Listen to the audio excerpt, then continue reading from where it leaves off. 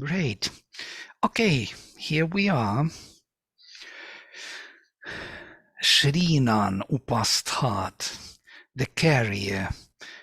Bhuranyu is the carrier, burning Shrinan. From Shri to burn to flame. Upasthat, approaching or approached, he reaches heavens. Divam.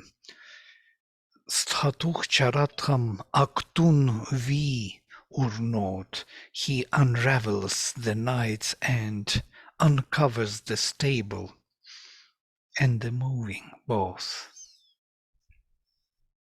Statuch is stable, charatham moving, aktun the nights. I will come to this word again. Vi urnot. He uncovers. He unravels. Interesting word because urnu is the cobweb. Yeah, it is something. It's like a net which is connecting everything, covering everything, tying everything up. So vi urnot means kind of an unravel, tie, so to say.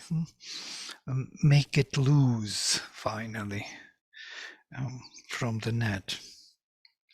Pariyat esham eko vishvesham bhuvat.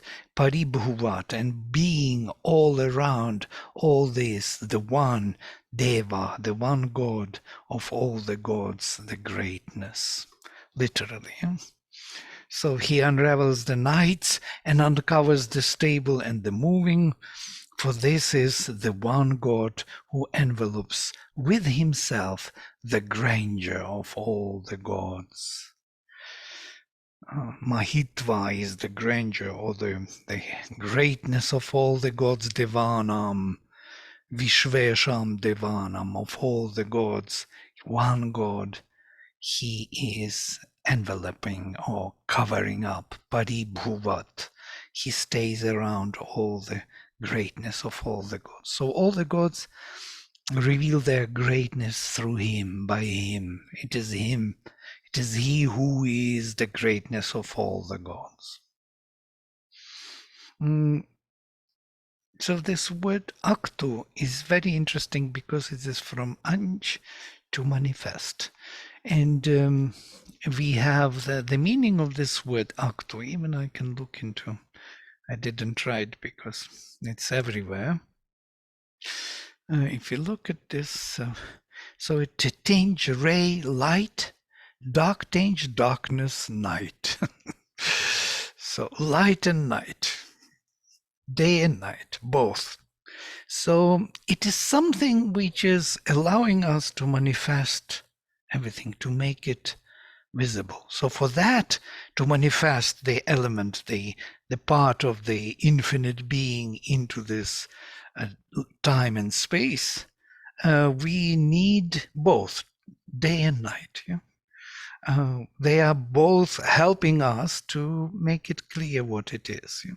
Night becomes the container, and the day becomes the revealer of the qualities. Yeah? Night contains, day reveals.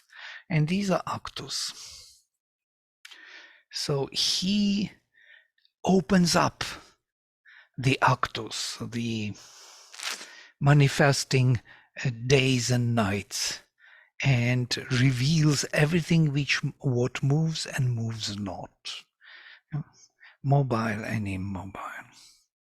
And it's quite interesting to reveal everything, to unravel, to uncover, because everything is covered by the night. The night is the container in whose bosom everything is held. Yeah? And that has to be unveiled, uncovered.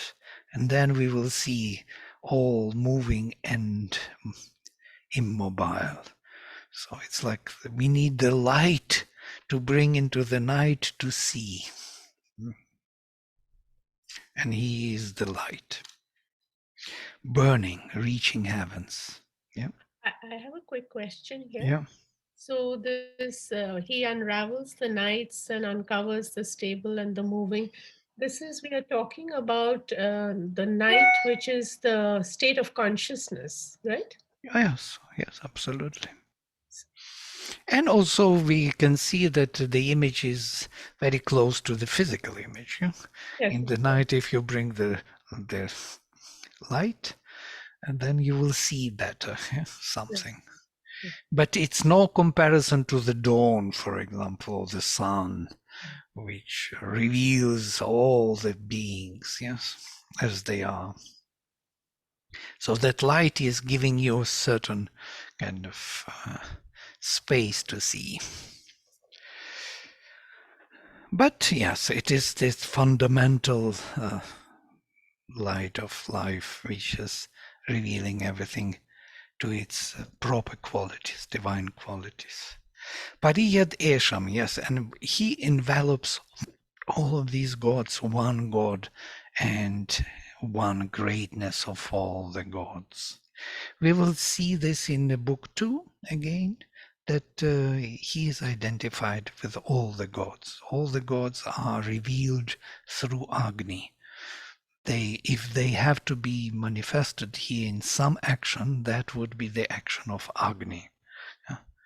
So it is him, the divine will, which brings these aspects, these universal powers into action and makes them work, makes them change the world and nature. It is only through him that they can do this. As Sri Aurobindo says, without Agni there is no sacrifice, there is no evolution, there is no change at all. Agni is that energy, which is everywhere. In nature, in plants, you can find it in plants hidden. Oshadhi, Osha is from Ushvash, vas, from shining, burning. There is the heat within the plants. That's why they burn.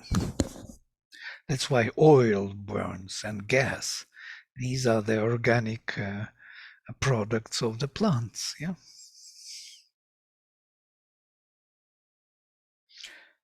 The other day we were going with Radhe from in the car, and I was wondering that how much is produced from this organic matter. Yeah. Our asphalt roads are made from oil, and oil is organic product. These are the plants. Yeah? Our plastics in the car, everything. Everywhere we see the products of organic matter. It's not non-organic matter that we are. It's not only a metal or the stone. It's all these byproducts, yeah, in which we live. The wood is organic product. Plastic is organic product. We think about it as non-organic, but it is. It is that fire within. That's why it burns. Just about the fire, who reveals the moving and unmoving. And then, ad it te vishve kratum jushanta shushkad yat deva jivo janishtah bhajanta vishve devatvam nama ritam sapanto amritam evaihi. Ad it te vishvekratam jushanta. And ad is usually from elsewhere, from the beyond even. Indeed, from the beyond all these godheads, my Vishve, agreeing, rejoicingly agreeing with your will or your action will, all cleave to thy will of works, when, O God, thou art born, a living being from dry matter. Shushkadya Deva, Jivach, living, Janishtach, you are born. All enjoy the name, the Godhead, Bhajanta Vishve. Interesting word Bhajanta, enjoying, from here Bhaga, yeah, and bhakti, from here bhiksha, bhikshu. All these words are produced from bhaj. And bhagya is destiny, is portion for delight. But it is actually sharing. Enjoying means sharing. So all are sharing your name and divine name. Or divine name, when we say name, we mean meaning. Yeah, your deepest meaning, your profound purpose, let us say. Your divine purpose all share here. All are shareholders of your divine name. It's an interesting thing. Yeah? And they enjoy at the same time. Enjoy means because he is full of that delight. So they take the share of his delight, of his purpose. The purpose is manifestation of the divine. Ritam sapanta, kind of joining the dynamic truth or interjecting with this dynamic truth, immortal, by their movements, evaich. They are all kind of flowing into him, trying to join his divine will and act with him and help him to manifest the divine. All cleave to thy will of works when, O God, thou art born a living being from dry matter. All enjoy the name, the Godhead. By thy movements they touch truth and immortality. Shibindra, this Jushanta, interesting word. It's a constant word in the Veda, especially Rig Veda. And he translates this many times in different ways. Here he translates as cleave to, or he says, or take joy in. And it has also another meaning, to agree, joyfully agree. To become part of, to take joy in, and means joyfully agreeing with that movement. Yeah? And also to cleave to, so to say, wanting to join the party, so in a joyful manner. I didn't understand this line, thou art born a living being from dry matter. Right. Yes, shushkat. Shushka. Shushka means something dried. I tried to understand here. This is my explanation, yes. Let me read my interpretation and kind of long way, it was like many years back, kind of insight of Shushka. From this indeed all universal Godheads take joy in your creative power of will when you are born alive, O God, from dry matter.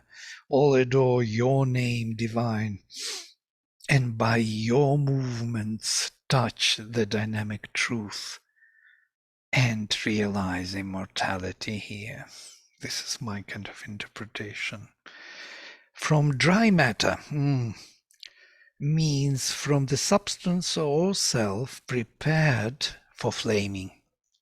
Shushka is from root shush, to dry up, to decay, to hurt, to destroy. Also, these are all contextual meanings, but the major meaning is drying. And what is really drying? Yeah? It is very close to the kindred root shuch, to suffer, to decay, to flame, to shine. From here we have shukla, for example, white. Yeah. For here we have Shukracharya, yes, the Venus, and that that seed also. The seed is the purest and the whitest. And all these words from here, Shuchi, also pure, flaming, burning. So Shushkat is something close to, could be translated as from the substance where the hidden heat is ready to come out. It's just we were talking about that heat is everywhere. For the moisture balancing it, so to say, was taken out of it,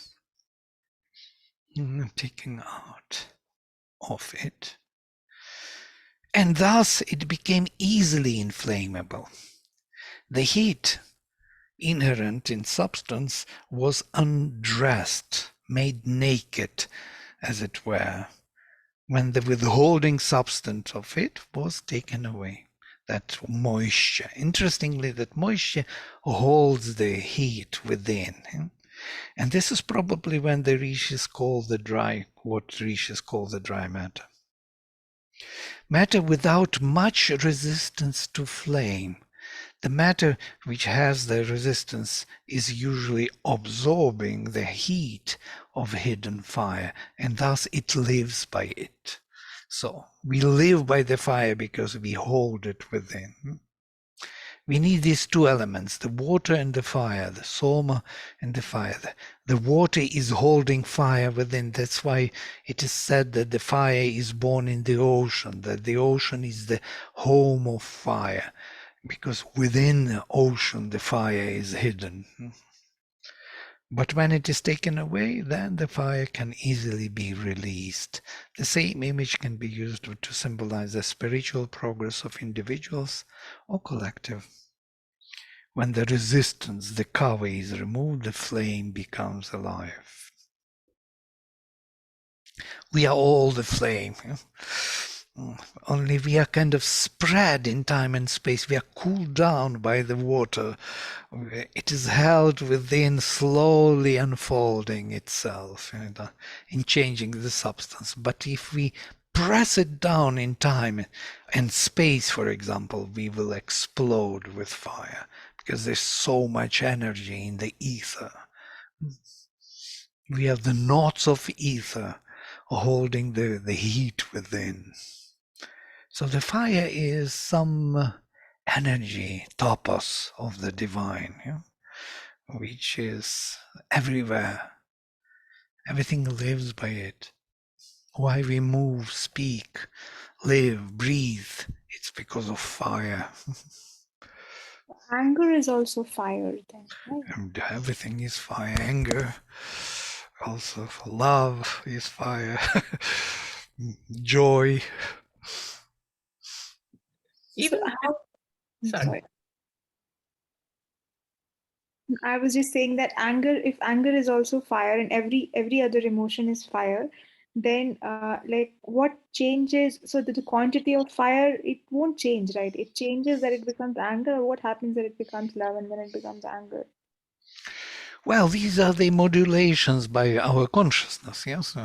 So and circumstances, the context in which that fire is revealed. By the way, there are even hymns to Manu in the Rig Veda.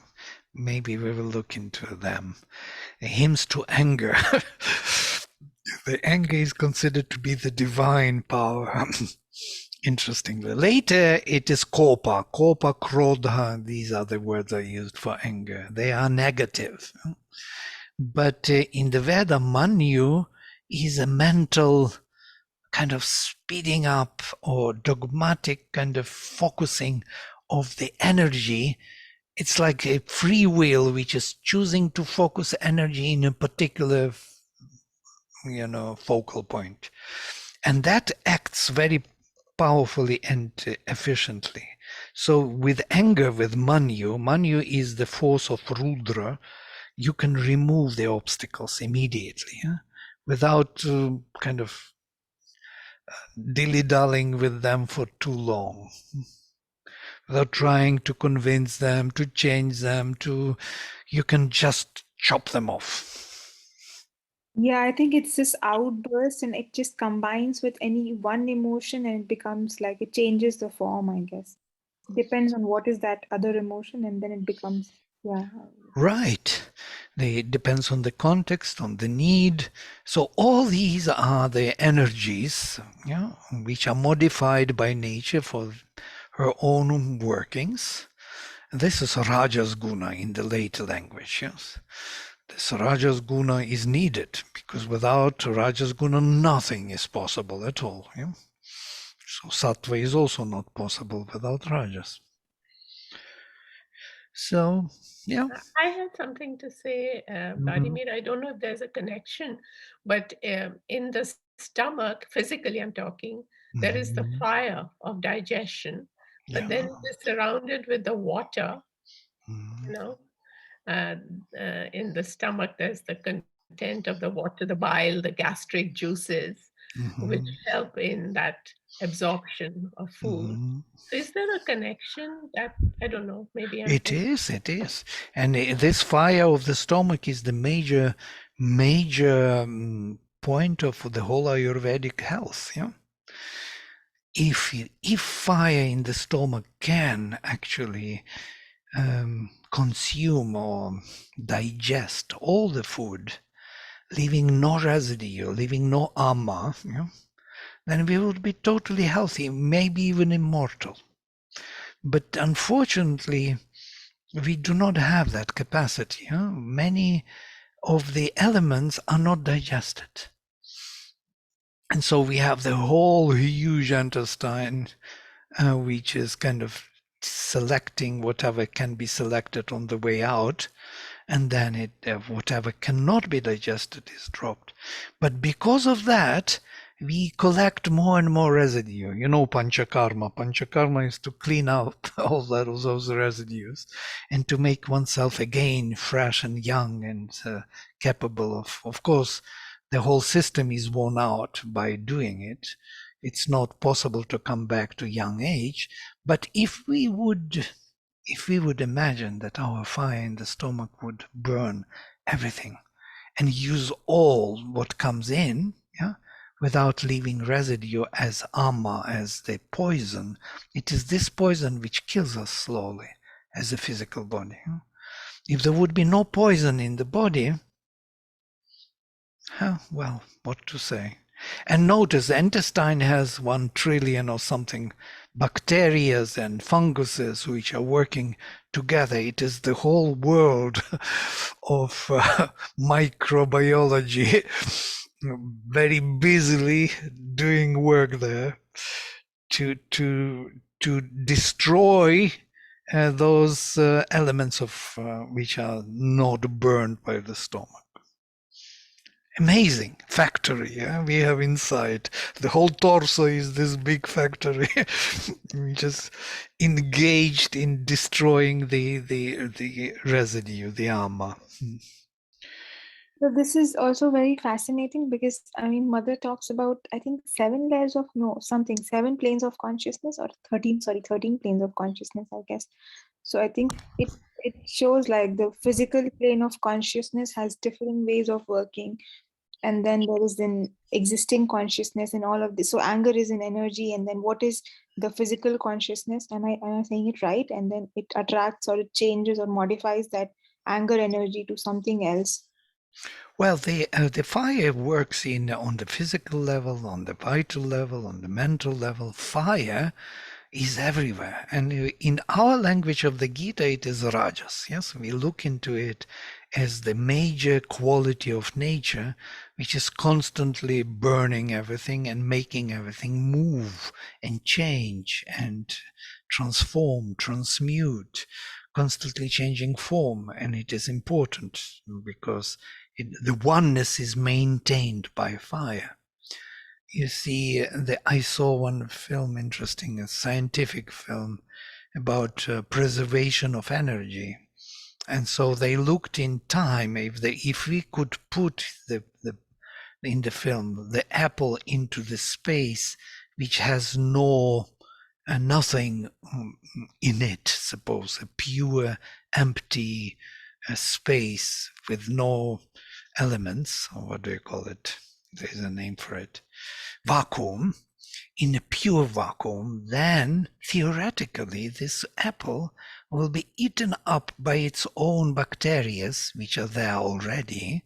They will multiply, they will eat it up, it will disappear into the dust, And in time, in the millions of years, what will happen to that apple within the vacuum?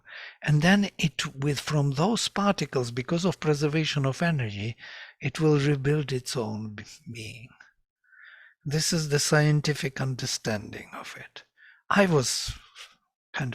didn't expect this. So it means something for us.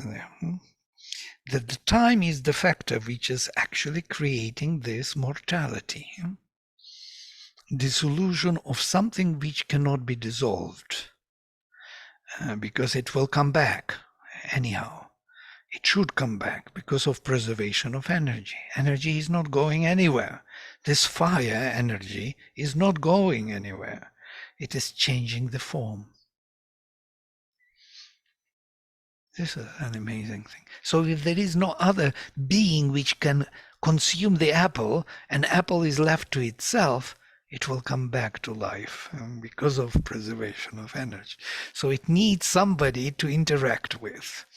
So for the flow of change of form. Yeah, there are many thoughts coming from this.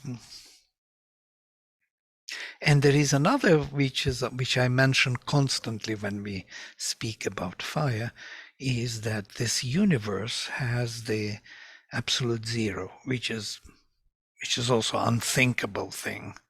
So minus 273 Celsius is an absolute zero. What it means that below this point, there is no temperature. What? You cannot go down minus 273. You can go up billions, trillions of grades, but you cannot cross this barrier below. It's very close to us, actually. 200 degrees from us.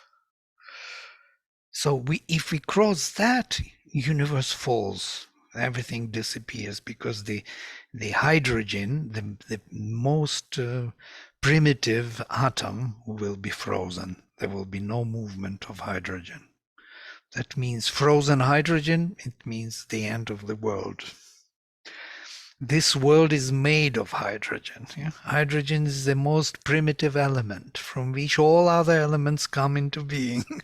So if you stop that one electron running around the nuclear, that means the end. All the electrons stop, everything stops. And God knows what it is.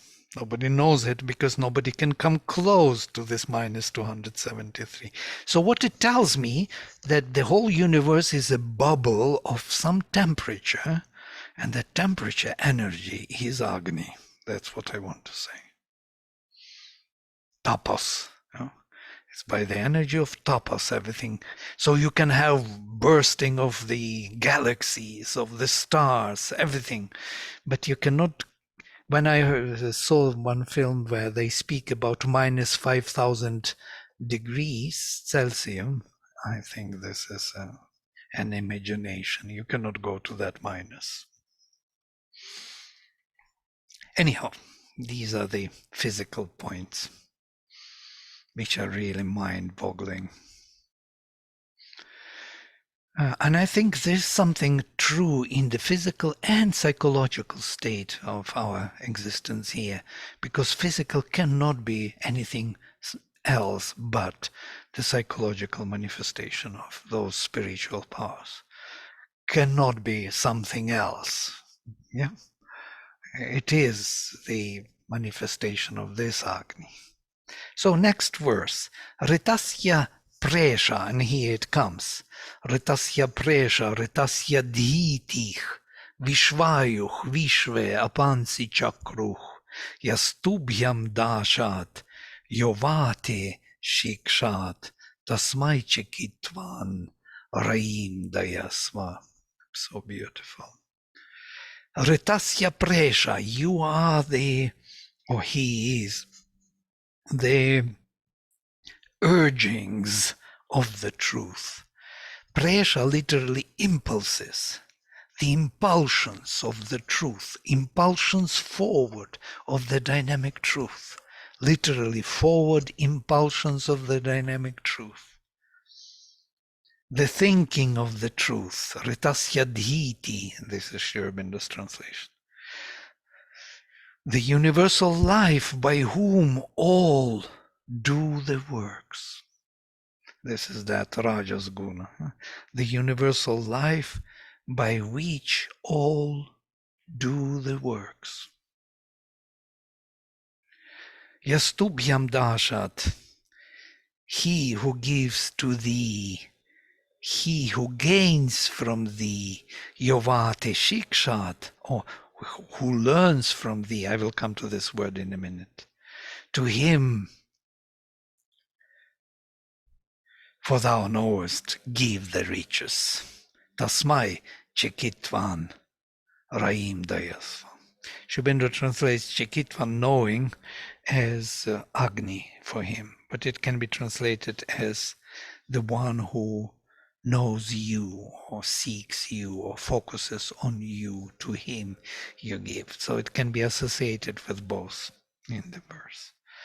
So what is interesting here is this impulse forward, constant impulse forward of the dynamic truth. The truth dynamic wants to sustain in time and space and moves forward, and this is Agni. The truth which wants to sustain in time and space, always moving forward, cannot stay in one place. Ritasya dhiti, and this is another word. Dhiti is from ruddha dhi, to focus, to concentrate, to hold on to. And from here dhyana, meditation. From here dhi, the higher thought. Dhiti, the higher thought. Because thought is focusing and holding concentrated mind upon thing, upon the object of sense, image of things. If we hold in our mind, that is the higher thought. If we can hold, we fall into samadhi as the knowledge by identity. So notice this, he is the impulse forward and he is the holding of the dynamic truth. He is both. The dynamically he moves forward of the dynamic truth and he is holding on to it at the same time. I think these are complementary. They are covering two different actions of Agni. The impulsion of the divine dynamic truth and concentration of the dynamic truth. So both. The universal life through which all make their workings.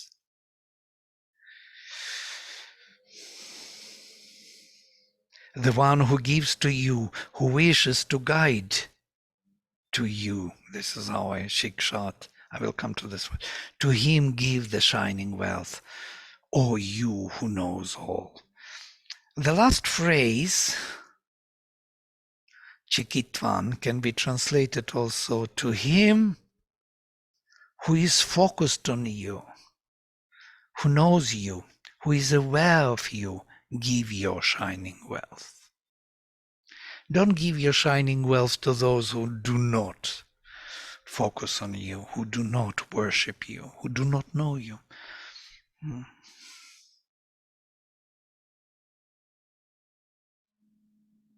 Shikshat, interesting word. Sri Aurobindo translates here as who gains from thee or who learns from thee. It's from shikshate, root, which means to study, to learn. Yeah? But it is desiderative from root shak, so to say, wanting to be able to. So to learn means to want to be able to. It's interesting. If we unpack the root, yeah, it's from shak, from which shakti is. Shakti is the potential power, ability. So the one who seeks the ability, he is learning. So there is no learning for the sake of learning, getting information, because even information is for the sake of becoming able to do something, you know, to gain certain ability. quite amazing how Sanskrit gives us the insight into the very meanings of our life. So the one who is, to say, the one who gives oneself, who surrenders to you, and the one who is seeking your ability, as it were, wants to be you in action. Make us the capable instruments of your work, of your love. Yeah? These are the prayers of the Mother. Makes us capable of, and make us, there is another word which she is using. Yeah, doesn't come to me with this capability. Anyhow, make us capable of your love, make us capable of your knowledge. So bring to us the capacity, the possibility we don't have. I can't love, I can't surrender, but please make me able to surrender, make me able to know. Yeah? So this is the root, yeah? To make somebody to want to be able is to learn. Or the one who wants to be able to embody your action. To him, yes, you bring your riches. And then next verse. Hota nishatto manor apatye sachinnu asam patirainam. Ichantareta mithachtanushu samjanata svaich dakshaich amorach.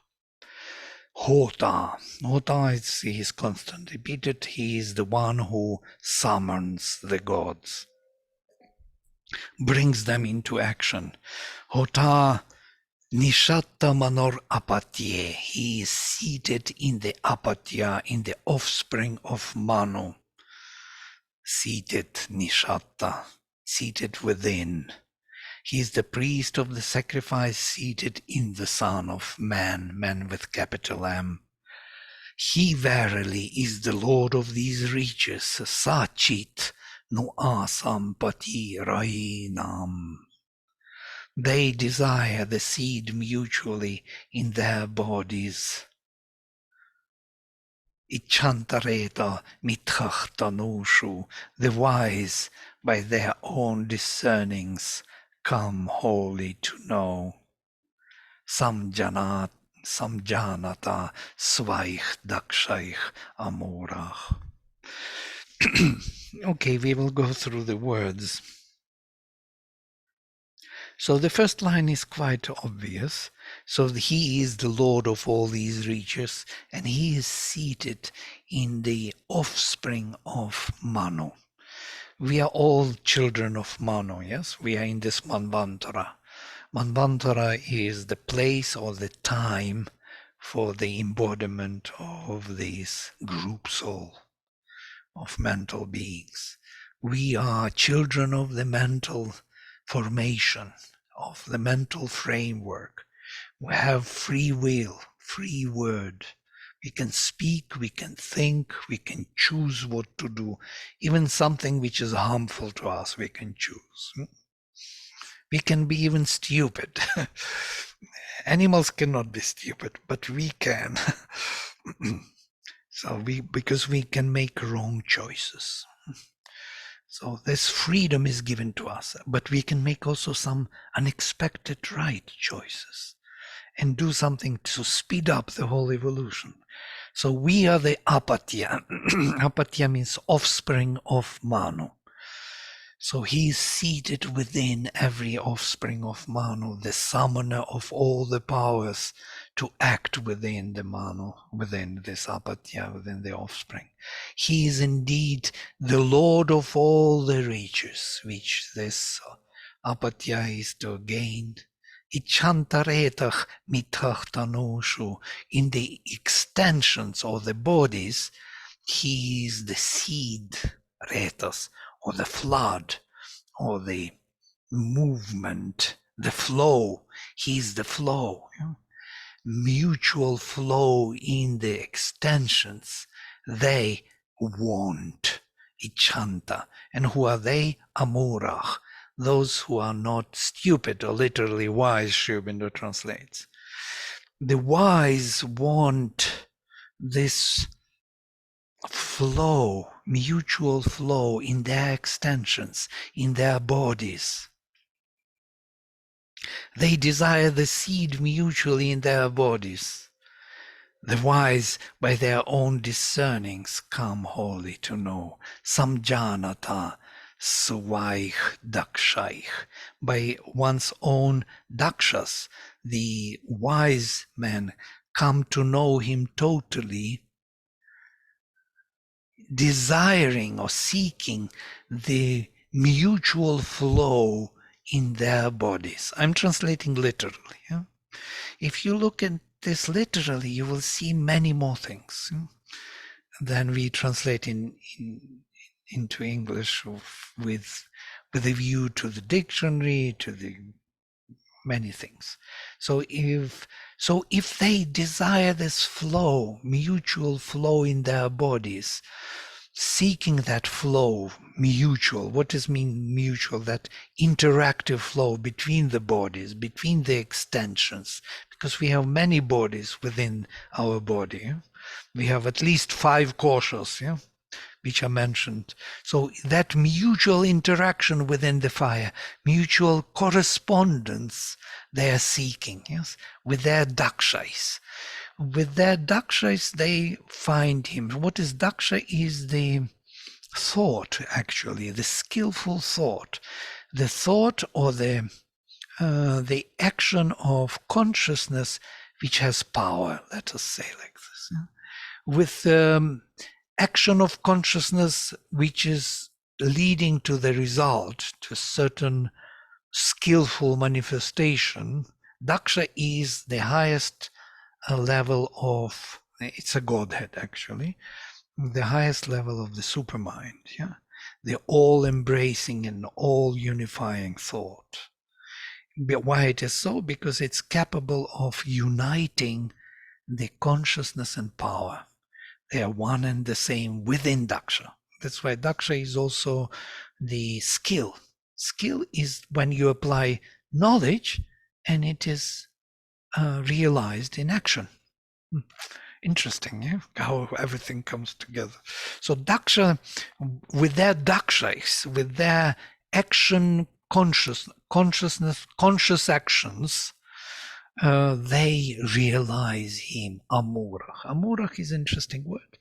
Literally, not stupid or not bewildered. Let us say amudha. In classical will be amudha from muh, to be bewildered. Muhyati. Moha. Mohana from here. Krishna is Mohana. And also interesting, I put here dull, stupid, mura, amura, not foolish. These are kind of ordinary meanings. But mura is from mu also could be something which is fixed. They are not fixed, they are flexible. That's why they seek this constant movement, retas. Or even mula, there is the root, rooted. So to say, it's also something which is fixing you and not allowing you to. So these are the contextual meanings from this root. And mudha, the bewildered one. So they are those who are not bewildered by manifestation, with their own skillful actions of consciousness, come to know him totally, samjanata, in their extensions, seeking the mutual flow of Agni. So this literally. So I couldn't understand the meaning of mutual flow. I think probably. Well, when heaven and earth act upon each other, this is the mutual flow. So the fire on each level will act upon the fire or upon the each level. So it is beautifully described in the Tiriya, at the end of the Tiriya, yes, when it is said, so he joins level by level, yeah, Annamayamatman upasamkramya, um, and so on. Pranamayamaatma upasankramya. So he joins level by level and becomes one. This is mutuality, which actually does not make him one as indistinguishable one. Yeah? Each level sustains its own action, and at the same time, it allows other levels to be efficiently acting upon that level. Yeah? So there will be no exclusion as it is in the mental structure of consciousness, where mind is dominating others and selects what is to follow. Everything can be followed at the same time. This is what I think is in the extension's mutual flow. I'm translating retos as flow from root 3 to flow, yeah? But retos is the seed also.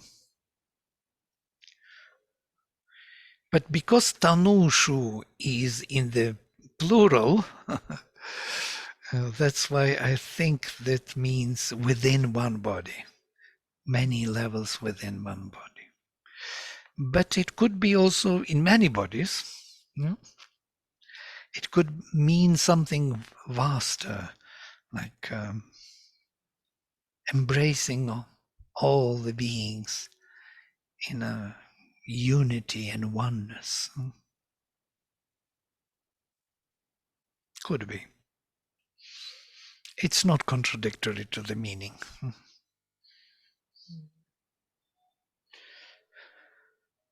So there is implied a flow of this mutual thing between all the five bodies to come into a harmonization or a synthesis. Mm-hmm.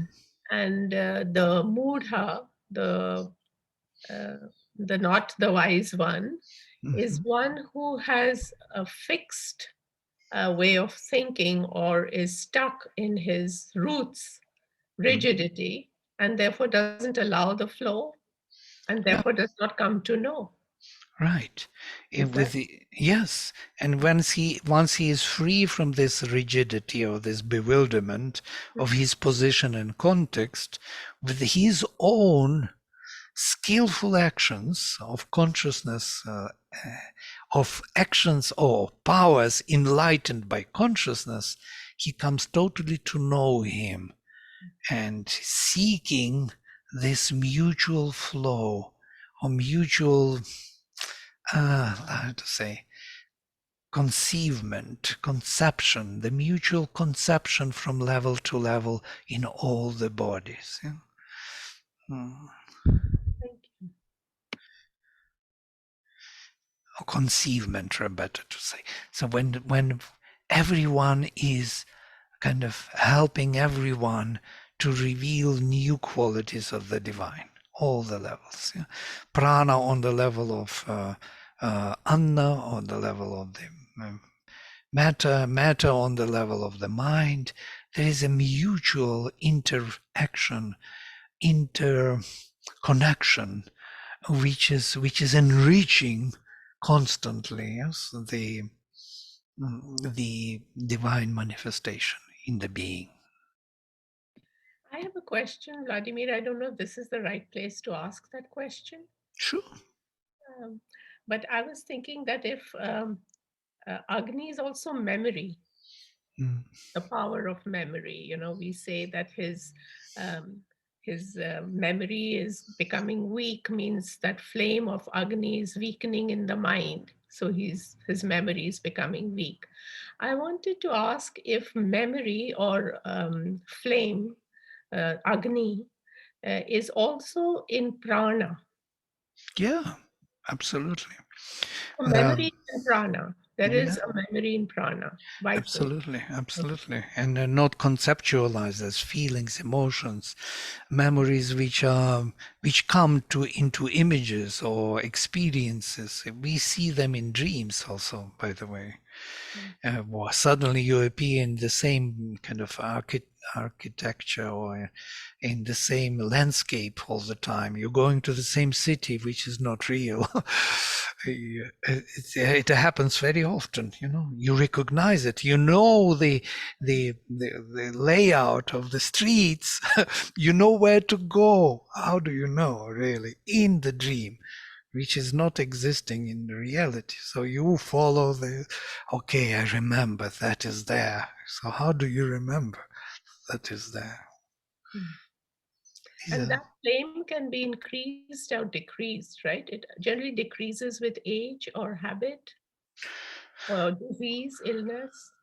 I don't know, really. I think the capacity, of course, of the brain, these neurons, maybe there's something physical which can damage a little bit or make it decline, because physical is a big support. If physical is not really fresh and tired and abused by these powers, especially vital powers, it loses its energy. Yes, its indriyas are becoming dried up, as Nachiketa says. Yeah. But that's why youngsters have such a beautiful memory. Immediately they remember. Yes, you said to them one story, they remember the story. And but we can have that memory also. What is memory, actually, truly speaking, if you think of it? Mother says that memory is increasing by widening the consciousness. So if we widen enough, we don't need to remember like forcefully, like mentally remember, because that is not the memory, truly speaking. The memory is what comes to you in the moment you need it. Yes. So if you see, I forgot some words and so on, because I was waiting for the word, because I tried mentally to extract it from somewhere, and I couldn't find it on those shelves, because too many shelves. But if I would relax and widen, it would come to me. So I noticed this many times. So what I do, I just don't pull the word. I just relax, widen, and wait, and it comes. So this is also memory. So we should, I think, trust that spiritual widening of where the memory will come to us. What we need will come to us, not what we don't. Thank you. Well, it's just, yeah. Okay, and the last verse.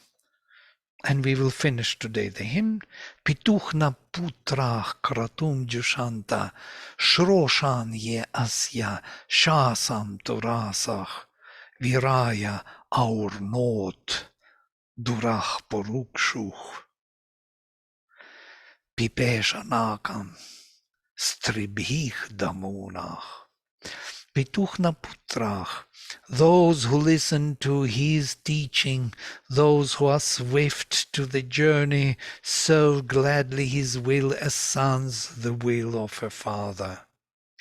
He houses a multitude riches and flings wide the doors of the treasure.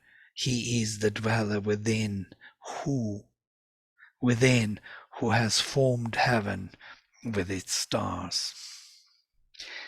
Literally, Pituchna Putra, he is the sons to this father, Kratum Jushanta, accept gladly his will, Shroshan, listening, and who are listening as Yashasam, his command, his teaching, Turasach, swiftly, or swift, listening to his order. He is our Father, the Agni. We are the sparks of him. Yes, if we swiftly respond to his command, this is the right way to do, not delayed answer. Viraye Aurnad dorach porukshuch, and dwelling within the house, he widely opens the doors to Rayach, to the doors of the wealth and riches he opens widely. Pipeshanakam, decorating the heaven, stribich, with the stars. Stri is the stella, in other words, star, right? The same etymology. With trees, with the stars decorating heavens, damunach, being within our house. This is, you see, rishis are always putting words which are not easily understood together. So Damuna, the one who lives in the house, he is decorating the whole heavens with the stars. Being here within the house, he decorates the heavens with the stars. So this is how he leaves us with. Think of it. Try to figure out what it means. Yeah, it's a beautiful kind of poetic koan. Damona means domesticated, literally, living in the house. Right. This is the whole hymn, and we are on time exactly, so I'm glad that we finished the whole hymn. They are very short, only 10 verses, yeah? Very short verses. So if you have some question or burning something, so please go ahead. I'm switching on camera. Jessel is here also. Rashi, Anna, nice to see you. Your names, at least. Vladimir, Yes. I was thinking running through my head about the apple in the vacuum, that it comes back together again into the form of the apple, correct? Yeah, that's what they believe, yeah, scientists. Can't be any other. If that is true, then that explains a lot of things about the whole design of creation. And I'm also thinking about the fact that when a new species occurs, and even how all of the current species that exist, that live on the planet, how they come into being is by this process. That the design is already inherent in some other subtle level, and the physical matter coagulates into the form of whatever is needed for the expression of this energy that exists on a different level, because it can't be sequential. The chicken and the egg problem it doesn't have a solution. There has to be everything in existence simultaneously for a chicken, a male, a female. They have to eat, there have to be grubs, there has to be grass, everything has to be whole in one go. At least I think. That's my thinking right now. Very and nice. this would explain that. Very nice. Yeah, this is a very intuitive thought. Can't be otherwise, yes. It can't be sequential, yes. No. First this and this. Everything has to be somewhere already in the fullness of its possibilities. And that is the supermind, Sri Aurobindo says. Right. Yeah. From where we get those elements in time, we get it kind of sequentially in time in this lower hemisphere, but when we come to the supermind, it is simultaneous there, everything. It would also explain, as I believe the scriptures say, is that when Brahman inhales, it pulls creation back within himself. And then the exhalation is when creation manifests again. It's like the apple disintegrating and coming back into being. The design of creation is permanent, always present, just either in a manifest state or in an unmanifest state. Very nice. Yes, Yeah, go ahead. That suggests to me Mother's statement about the how the universe is created anew every second. I think it's that very much so, and that's beautifully expressed. You know, there's a description of the mother that if you come to the supramental consciousness, you will see that the world, the whole universe, is being created and destroyed every moment. It's like a pulse. We see it as a sequence of the same thing living and, you know, as if uninterrupted being, but within that uninterrupted being, there are processes. It is being created all the time, otherwise it will not be here. So to say, you need to create it all the time. It's not something created and then it lives by itself. There is no such thing. It actually comes to your, Robin, also, I guess, explanation of simultaneous existence. And also to those that species are still here from the beginning of time. My God, all those worms and so on, they're still here, insects and amoeba and all these, you know, monocellular organisms are still here, surviving somehow. So it means that the simultaneous creation supramental is kind of, you know, manifesting them in this moment of time. And that is what the Nataraj also stands for, the sculpture. Nataraja is kind of destroying the world, yeah, well, on one No, but hand. it's talking about creation and destruction at the same time. I mean, at least that's what the iconography and history talks about it in that way. Right, right. Well, especially Shiva tradition, yes, they don't want only destruction, they want also a creation from Shiva. Yes, I think so.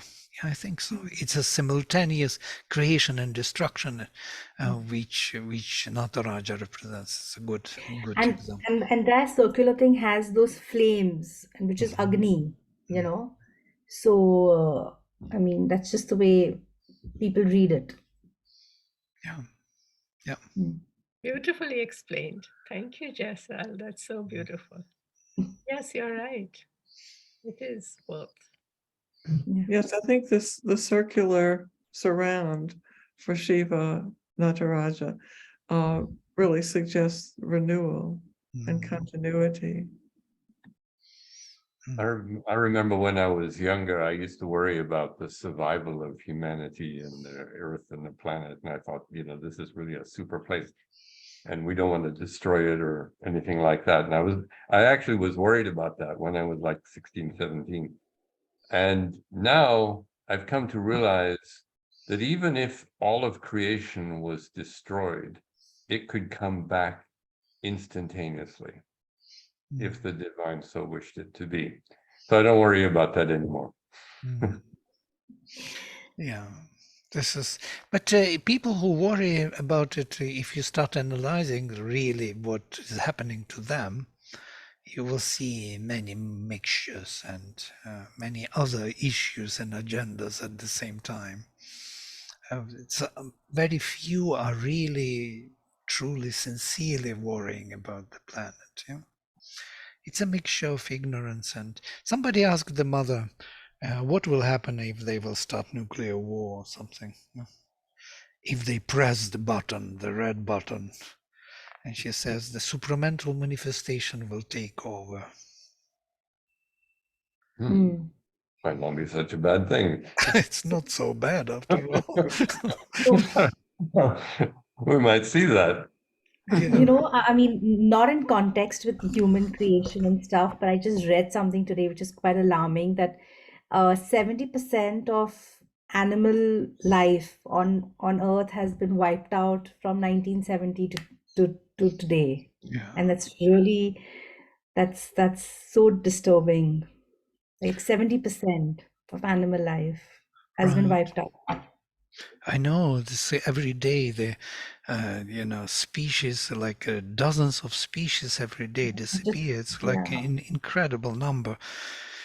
we are in the period of this huge extinction. We were talking about this in the Gita class, that maybe all these creatures are being born as human beings. So that's why we have such a low level of consciousness among humanity, because all these creatures, for the first time, they were embodied in the human form, and they really don't know how to be in this form. Yeah, freedom of choice is given, but they never refined that freedom of choice. So they are driven by the desire and greed and so on and so forth. So thank heavens for evolution. You can hope for eventually to progress. Right, and most probably the new species which are coming, or which are on the way, nature is already working in that direction to create for the higher developed human beings some kind of new forms of body, new embodiment, which will allow that higher consciousness to manifest, is also on the way. So, and not all of the humanity will jump into it, definitely. There will be some percentage will undergo this change, and the others, like animals, will stay in their own form. So the humanity will be here. It will hold the ground, so to say. Oh yeah, you're right. Actually, this could be paving the way for the new creation, right? I mean, the new species, the new being. Yeah, Mother speaks about this over man. Yeah, and so there will be a transition towards supramental being, and that over man period may stay for a while. Yeah. We're human beings open to the intuition. There will be new faculties, new qualities, Yeah. and so on. And it is already on the way, I guess. Yeah. I hope. Great. Thank you. Thank you, everyone. And